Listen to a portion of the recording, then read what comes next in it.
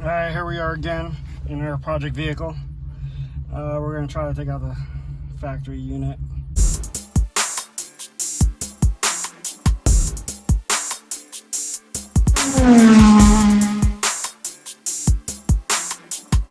I know there's special tools you can buy, which are like 10 bucks, but just to take it out, I think it's a little extensive. So I'm going to see if a little trick that I used back in the day would work again. I cut a metal hanger,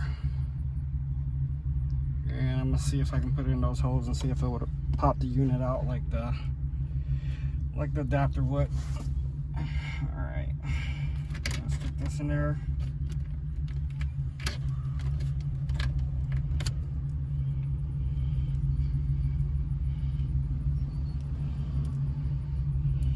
We'll get one ready for the other side.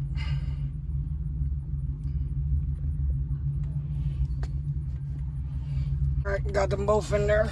I'll pull outwards, I'll wiggle it out, and then there it goes.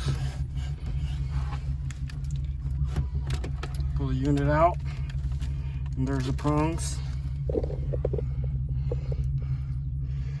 Just disconnect those, and you'll be good to go. Antenna should come right out. There you go. And these all have clips that you have to hold on to. Let me prop this camera up that way you guys can get a better view.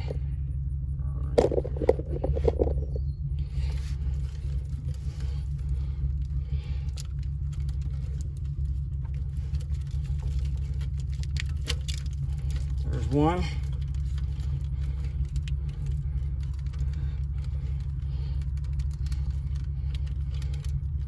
There's a clip I pulled out for that one. Pushed it in, just pull it out. Don't be scared to tug on it a little bit. Next one.